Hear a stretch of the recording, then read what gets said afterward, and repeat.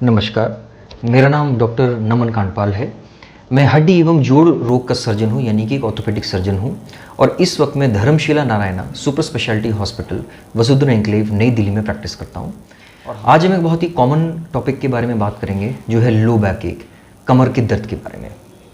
कमर में दर्द बेसिकली जो होता है ये किसी भी उम्र में हो सकता है, यंग एज से लेके ओल्ड एज तक, दोनों में ही कॉमन है ये, बस दोनों के कारण अलग अलग होते हैं। यंग एज में स्पेशली कोई अगर किसी तरह का भारी वजन का काम या आगे झुक के कोई काम होता है या किसी तरह का ट्रॉमा जब होता है, तभी जो है कमर में दर्द होता है, ठीक है। और लेकिन जो है ओल्ड एज में जो है ये एक प्रोलॉन्ग्ड जो है गलत तरीके से अपने शरीर से काम लेने के बाद जो है प्रॉब्लम होती है, उस वजह से क्रॉनिक लो बैक एक में तब्दील हो जाता है। ये कॉमन कारण है उम्र में जो कमर का दर्द होता है। ये बेसिकली होता है मसल वीकनेस की वजह से, जो हमारी कमर की जो लंबी मसल्स होती हैं जो हमारे शरीर को अपराइट रखती हैं, उसकी वीकनेस की वजह से होता है। कई बार ये जो है डिस्क प्रोलैप्स की वजह से होता है। डिस्क वो स्ट्रक्चर है जो बेसिकली मनके होते हैं, जो कि हड्डियों के बीच में होते हैं। हमारी कमर में हड्डियां होती हैं, उनके बीच में मनके होते हैं। ये भी खिसक के पीछे आ जाते हैं, तो पीछे जो हमारी स्पाइनल कॉर्ड है वो दब जाती है, और उसकी वजह से जो नसें निकलती हैं उनमें इरिटेशन होता है, जिस वजह से हमें कमर में दर्द होता है। ये हड्डियों में अगर कमज़ोरी है उस वजह से भी कमर में दर्द हो सकता है, जैसे कि जो कि खासकर ओल्ड एज में देखा गया है। पोस्ट मेनोपॉजल विमेन जिनमें जो हड्डियों में जो है थोड़ा सा कैल्शियम कमी हो जाती है, या ओल्ड एज के चाहे मेल हो चाहे फीमेल हो, उनमें हड्डी वीकनेस की वजह से कमर में दर्द होना शुरू हो जाता है। या कोई पुरानी चोट जिससे जो है पूरी तरह से अभी उभर के नहीं आ पाए हैं, उसमें भी जो है जो मांसपेशी या हड्डी में जो चोट लग जाती है, उसमें भी क्रॉनिक लो बैक एक होता है। और मोस्ट कॉमनली ये पॉस्चुरल होता है, मतलब गलत तरीके से काम लेने, जो सबसे पहले मैंने बताया पॉस्चुरल, गलत पॉस्चर्स की वजह से बेसिकली ये पेन होता है, चाहे यंग हो चाहे ओल्ड एज हो। है ये बेसिकली होता है मसल वीकनेस की वजह से, जो हमारी कमर की जो लंबी मसल्स होती हैं जो हमारे शरीर को अपराइट रखती हैं, उसकी वीकनेस की वजह से होता है। कई बार ये जो है डिस्क प्रोलैप्स की वजह से होता है। डिस्क वो स्ट्रक्चर है जो बेसिकली मनके होते हैं, जो कि हड्डियों के बीच में होते हैं। हमारी कमर में हड्डियां होती हैं, उनके बीच में मनके होते हैं। ये भी खिसक के पीछे आ जाते हैं, तो पीछे जो हमारी स्पाइनल कॉर्ड है वो दब जाती है, और उसकी वजह से जो नसें निकलती हैं उनमें इरिटेशन होता है, जिस वजह से हमें कमर में दर्द होता है। ये हड्डियों में अगर कमज़ोरी है उस वजह से भी कमर में दर्द हो सकता है, जैसे कि जो कि खासकर ओल्ड एज में देखा गया है। पोस्ट मेनोपॉजल विमेन जिनमें जो हड्डियों में जो है थोड़ा सा कैल्शियम कमी हो जाती है, या ओल्ड एज के चाहे मेल हो चाहे फीमेल हो, उनमें हड्डी वीकनेस की वजह से कमर में दर्द होना शुरू हो जाता है। या कोई पुरानी चोट जिससे जो है पूरी तरह से अभी उभर के नहीं आ पाए हैं, उसमें भी जो है जो मांसपेशी या हड्डी में जो चोट लग जाती है, उसमें भी क्रॉनिक लो बैक एक होता है। और मोस्ट कॉमनली ये पॉस्चुरल होता है, मतलब गलत तरीके से काम लेने, जो सबसे पहले मैंने बताया पॉस्चुरल, गलत पॉस्चर्स की वजह से बेसिकली ये पेन होता है, चाहे यंग हो चाहे ओल्ड एज हो। अब इसके साइंस एंड सिम्टम्स क्या होते हैं, पेशेंट हमारे पास क्या लेके आता है साइंस एंड सिम्टम, वो है दर्द, कमर में दर्द। और ये दर्द जो है अगर नस भी दब रही है, चाहे जिस भी कारण से हो, तो वो जो है नस का रास्ता पूरे हमारी कमर से नसें निकल के पैरों में जाती हैं, लातों तक जाती हैं पूरी। तो अगर कमर में प्रॉब्लम है और जिसकी वजह से नसों में दबाव हो रहा है, तो पूरे उस रास्ते दर्द हो सकता है। डिपेंड करेगा कि डिस्क किस तरफ दबा रही है नस को, चाहे राइट हो चाहे लेफ्ट हो। कई बार जब एकदम बीच में दबाती है, दोनों तरफ भी पैरों में दर्द होता है।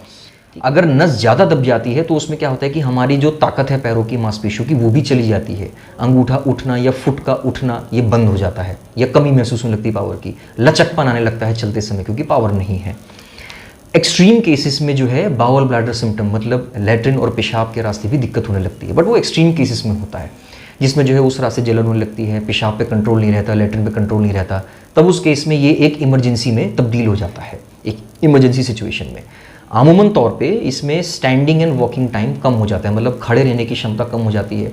पेशेंट कहता है भाई 10 मिनट से ज़्यादा मैं कंफर्टेबली खड़ा नहीं हो सकता, या आधे किलोमीटर से ज़्यादा मैं कंफर्टेबली मैं नहीं चल सकता, मुझे बैठ के आराम करना पड़ रहा है, आराम देना पड़ रहा है। ऐसे में हम अंदाज़ा लगा सकते हैं कि भाई ये नसों की ताकत में कमी की वजह से हो रहा है। डायग्नोसिस, फर्स्ट थिंग डायग्नोसिस में आता है क्लिनिकल एग्जामिनेशन। पेशेंट को हम जो है पूरा उल्टा लिटा के, सीधा लिटा के हम टेस्ट करके लात वात उठा के देखते हैं पूरा, उससे हमें रफली अंदाज़ा लग जाता है कि डिस्क की प्रॉब्लम कहाँ पे है और कितनी है। एक्सरे से जो है हम कुछ चीज़ें पता लगा सकते हैं, जैसे अगर हड्डियों में कमजोरी है तो वो पता चल जाती है, कोई अगर इन्फेक्शन है बोन में, टीबी जैसा, वो सब हमें पता चल जाता है एक्सरे से, है ना। या कभी चोट लगी है, फ्रैक्चर हुआ है तो हमें पता चल जाता है एक्सरे से। कन्फर्मिटी टेस्ट जो है इसमें एमआरआई होता है। एमआरआई में क्योंकि जो है रंगीन एक्सरे जो होता है इसमें जो है हम सारी नसों को, डिस्क को, एक एक चीज़ को बहुत डिटेल में जो है देख सकते हैं, जिससे हम कंक्लूड करते हैं कि हाँ भाई इस लेवल में दिक्कत है, इतनी दिक्कत है, इतने ग्रेड का जो है प्रोलैप्स है डिस्क का, उसके लिए हमें क्या करना है क्या नहीं करना है, ये सब हम जांच सकते हैं। और एक और नसों की जांच होती है जिसे हम NCV-EMG कहते हैं, वो दोनों लातों की जो ताकत की नसों की पावर है उसको जांचती है। उससे हम ये पता कर सकते हैं कि भाई जो नस लात की दब रही है क्या वो कमर में ही दब रही है या और किसी रास्ते में दब रही है, शायद कूल्हे के रास्ते में दब रही हो या जो है घुटने के रास्ते में दब रही हो, उससे हमें ये पता चलता है। Treatment, the first thing of treatment is education. सबसे पहले आपको जानकारी होनी चाहिए कि क्या है और कब हमें डॉक्टर को अप्रोच करना है। प्रिकॉशंस एंड प्रिवेंशन, क्या करना है और क्या नहीं करना है, ये सबसे ज़्यादा इंपॉर्टेंट है। इसमें जो है मतलब आगे झुक के कोई काम नहीं करना है या कोई भारी वजन नहीं उठाना है, लगातार बैठे नहीं रहना है, इस तरह की चीज़ों से हम कमर दर्द को अवॉइड हम कर सकते हैं। आपने देखा होगा कि रेसलर्स वगैरह जो होते हैं वो रिंग में जब फाइट करते हैं तो अपने से बराबर या ज़्यादा के वजन के आदमी को उठा के फेंक देते हैं, लेकिन उनमें इतनी दिक्कत नहीं होती है, इसलिए क्योंकि वो अपने शरीर को अडेप्ट करके रखते हैं कि भाई वो ये काम कर सकें। तो हमें भी अपनी कमर की जो मसल्स होती हैं, कमर की बैक की जो मसल्स हैं, उनकी अगर हम प्रॉपर एक्सरसाइजेस करें तो हमें ये प्रॉब्लम होगी नहीं, लेकिन हम एक्सरसाइज रेगुलरली करते नहीं है इसलिए हमें प्रॉब्लम होने लगती है। प्रिकॉशन, जैसे मैंने आपको समझाया कि भी आधे घंटे से ज़्यादा एक जगह बैठे न रहें, चहलकदमी करते रहें वगैरह, इन सबसे काफ़ी आगे झुकने कोई काम ना करें, भारी वजन ना उठाएं, इन सबसे काफ़ी फ़र्क पड़ता है। फिजियोथेरेपी, प्रॉब्लम अगर हो ही गई है तो फिजियोथेरेपिस्ट के पास जो है डॉक्टर के कंसल्टेशन पे आप जाते हैं, तो वो जो है स्पेशल तरह की हीट थेरेपीज़ होती हैं जो देता है, जिसमें अंदर तक जो है पूरी जो ताप है वो अंदर तक जाता है, गर्मी जो अंदर तक जाती है, तो उससे काफ़ी रिलैक्सेशन होता है मसल्स में। फिर आप इसमें मेडिसिन आती है, इसमें हम मसल रिलैक्सेंट्स देते हैं वगैरह, जिनमें ज़्यादा दर्द होता है मसल रिलैक्सेंट देते हैं। हम नर्व रिलैक्सेंट देते हैं जिनमें अगर लात में दर्द जो है, नसों का दर्द जो है वो जा रहा होता है। हड्डियों की ताकत बढ़ाने की दवा हम लिखते हैं, इस सबसे काफ़ी फ़र्क पड़ता है। और फाइनली आती है इसमें सर्जरीज। सर्जरी जो है एक्सट्रीम केसेस में ही की जाती हैं, जब है कि भाई कंजर्वेटिव ट्रीटमेंट काम नहीं कर रहा है, फीचर जो हैं बढ़ते जा रहे हैं, जैसे कि पावर लॉस हो रहा है, दर्द बढ़ता जा रहा है, उन केसेस में हम सर्जरी करते हैं। तो सर्जरी में मोस्टली अमूमन तौर पे हम क्या करते हैं, जाके बस वो जो डिस्क जो पीछे निकल के आ गई है उसको हम निकाल देते हैं। तो वो जो दबाव बना के रखती है स्पाइनल कॉर्ड पे या नर्व रूट पे जो कि लातों में जा रही है, उससे दबाव हट जाता है और उसमें काफ़ी पेन में फ़र्क आ जाता है, बट वो थोड़ा समय लेता है जाने में। या अगर इन्फेक्शन है तो इन्फेक्शन, तो भाई अगर इन्फेक्शन है, टीबी है या किसी भी तरह का इन्फेक्शन है तो उसको हमें जाके खोद के निकालना ही है, वो तो एक इमरजेंसी सर्जरी हो जाती है। या फिर जिनको बावल ब्लैडर सिम्टम है, जैसा मैंने आपको पहले बताया, तो उसमें भी जो है हमको तब तो इमरजेंसी सर्जरी करनी पड़ती है। तो हालांकि इसके अपने कॉम्प्लिकेशंस होते हैं, भाई उसमें होता है कि हैंडलिंग और स्पाइनल कॉर्ड वगैरह के होते हैं, बट वो उसके चांसेस बहुत रेयर होते हैं और बहुत ही कम चांसेस होते हैं कि वो चीज़ हो।